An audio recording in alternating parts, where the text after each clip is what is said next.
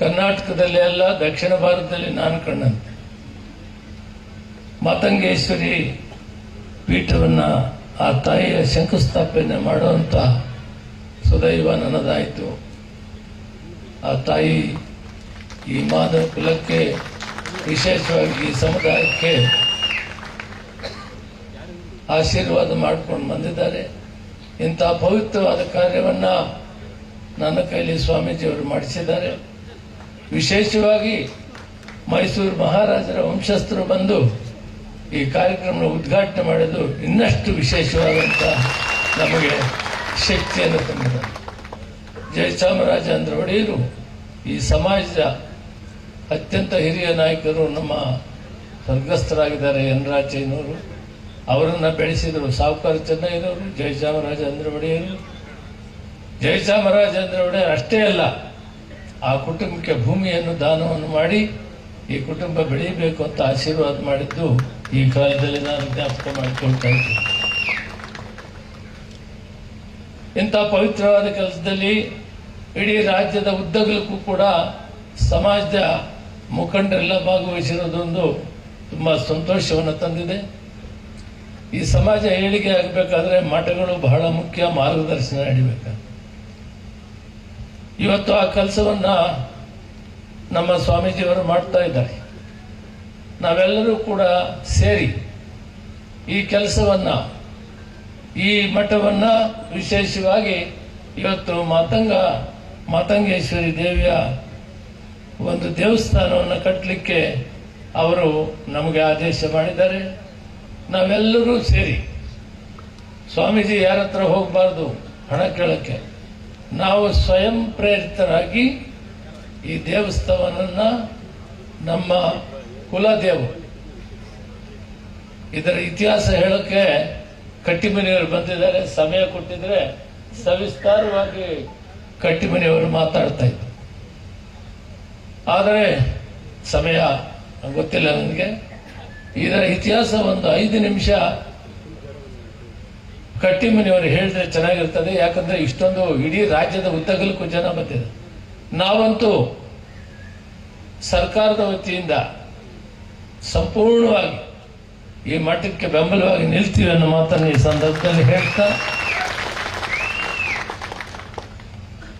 ಈ ಕಟ್ಟಡ ಪ್ರಾರಂಭ ಮಾಡಲಿ ಅಂತ ಹೇಳಿ ನಾನು ಮಾದಾರ ಮಹಾಸಭಾ ವತಿಯಿಂದ ಹಾಗೂ ನನ್ನ ವೈಯಕ್ತಿಕವಾಗಿ 10 ಲಕ್ಷ ರೂಪಾಯಿಗಳನ್ನ ಈ ಮಠದ, ಇದೇ ರೀತಿ ನಮ್ಮ ಕುಲಬಾದವರೆಲ್ಲ ಕೂಡ ಸ್ವಲ್ಪ ಘೋಷಣೆ ಮಾಡಿ ಇವತ್ತು ಈ ತೀರ್ಮಾನ ಎಷ್ಟು ಅಂದಾಜು ವೆಚ್ಚ ಆಗ್ತದೆ ಅದನ್ನು ಪೂರೈಸಿ ಹೋದ್ರೆ 11 ತಿಂಗಳ ಒಳಗಡೆ ಈ ಮಠ ಪೂರ್ತಿಯಾಗಿ, ಈ ದೇವಸ್ಥಾನ ಪೂರ್ತಿಯಾಗಿ, ದೇವರನ್ನ ಪ್ರತಿಷ್ಠಾಪನೆ ಇದೇ ಮಾಘ ಮಾಸದಲ್ಲಿ ಮುಂದಿನ ವರ್ಷ ಮಾಡಬೇಕು.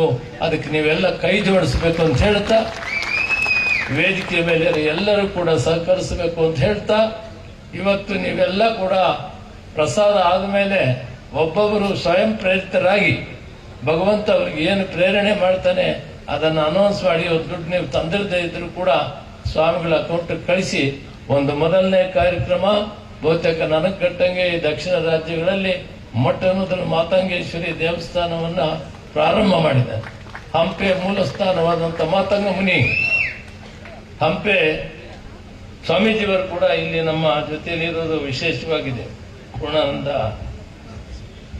ಪೂರ್ಣಾನಂದ ಭಾರತಿ ಸ್ವಾಮೀಜಿಯವರು ಸಮಾಜ 10 ಭಾಷೆಗಳು ಬರ್ತದೆ ಅವರಿಗೆ. ಅವರು ಎಲೆಮರಿಯ ಹೂವು ಹಣ್ಣಿನಂತೆ ಕೆಲಸ ಮಾಡ್ತಾ ಇದ್ದಾರೆ ಹಂಪೆಯಲ್ಲಿ.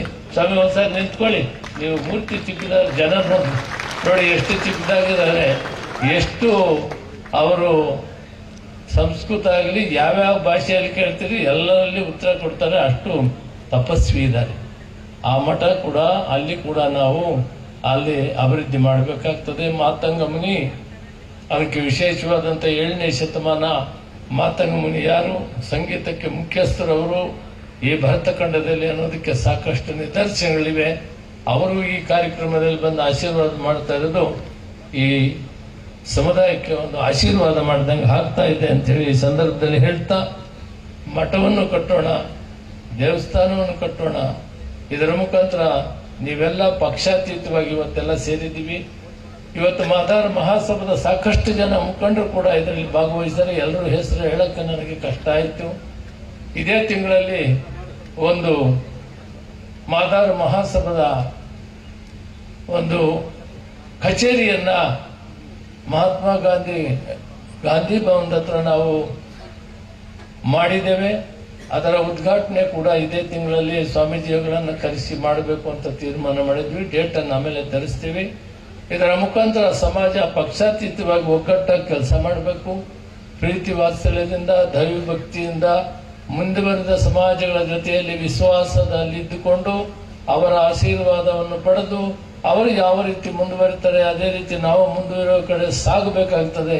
ಆ ನಿಟ್ಟಿನಲ್ಲಿ ನಾವು ದ್ವೇಷ ಬಿಟ್ಟು ಶಾಂತಿಯಿಂದ, ತಾಳ್ಮೆಯಿಂದ, ಶ್ರದ್ಧಾ ಭಕ್ತಿಯಿಂದ ನಮ್ಮ ಮಕ್ಕಳನ್ನು ಅತ್ಯುತ್ತಮವಾದಂತಹ ವಿದ್ಯಾಭ್ಯಾಸವನ್ನು ಮಾಡುವ ಕಡೆ ಗಮನ ಕೊಟ್ಟು ಅದೊಂದು ಸಾಧನೆಯನ್ನು ಮಾಡಬೇಕು. ನೀವು ಈ ಸಂದರ್ಭದಲ್ಲಿ ಹೇಳ್ತಾ ಒಗ್ಗಟ್ಟಾಗಿ ಬಾಳಬೇಕು, ಒಟ್ಟಾಗಿರಬೇಕು.